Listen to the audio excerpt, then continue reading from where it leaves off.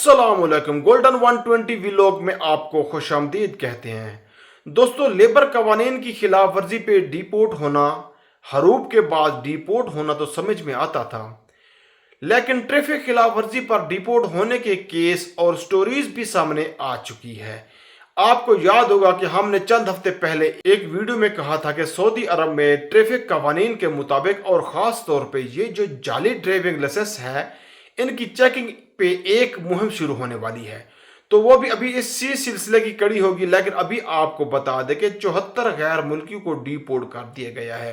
ये गैर कानूनी और इंतहाई संगीन ड्राइविंग के मुर्तकिब थे, और उनमें से कई ऐसे अफराद थे जिनके पास जाली ड्राइविंग लाइसेंस थे, और उसको हुकूमत ने एक इंतहाई संगीन जुर्म तस्वर करते हुए उनको सजा दी, और सजा देने के बाद मुल्क से डिपोर्ट कर दिया गया। नाजरीन कराम, ये खबर कुवैत से सामने आई है, जहां पे सरकारी आदाद शुमार में बताया गया है कि 74 के करीब लोगों को पिछले कुछ महीनों में डिपोर्ट किया गया है, और ये सारे के सारे ट्रैफिक कवानीन की खिलाफ वर्जियों के मुर्तकिब थे।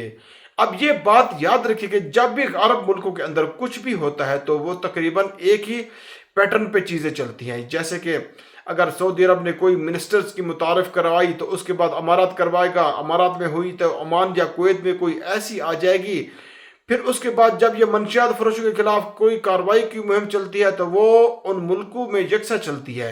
लेबर कानून की बात तो हो तो तकरीबन एक जैसी सिमत में चलते रहते हैं और बदलते रहते हैं। तो अभी कुवैत के अंदर ये जो ट्रैफिक कानून पे इस कदर सख्ती शुरू कर दी गई है, जिनके पास जाली ड्राइविंग लाइसेंस है या जिन्होंने कोई ऐसी खिलाफ वर्जी की है जो संगीन खिलाफ वर्जी है ट्रैफिक की, उनको ना सिर्फ सजा और जुर्माने बल्कि डिपोर्ट करने की सजाएं भी सुनाई जा रही हैं।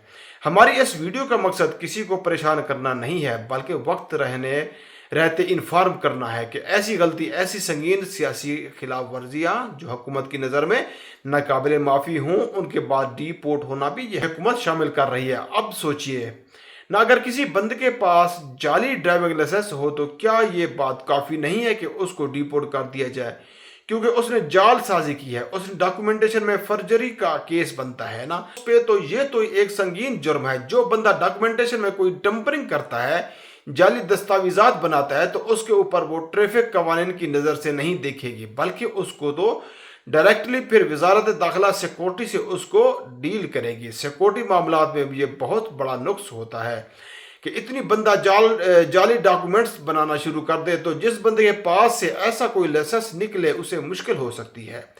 कुवैत की खबर पर हम फिर आपसे कह रहे हैं कि खबर कुवैत से है, लेकिन उसका इम्प्लीमेंटेशन, उसका साइड इफेक्ट या उसके पैरल एक जो अमल है वो देखिए सऊदी अरब में आने वाला है चंद हफ्तों बाद।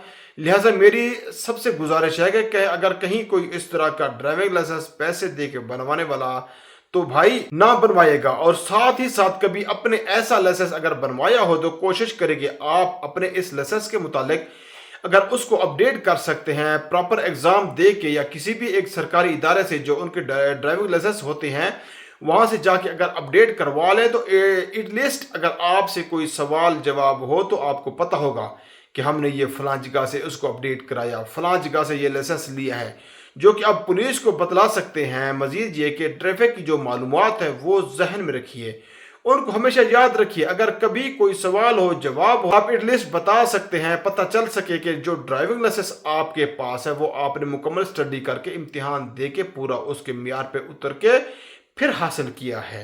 अपनी दुआ में याद रखना। मिलती है नेक्स्ट वीडियो में। फी अमानुल्लाह।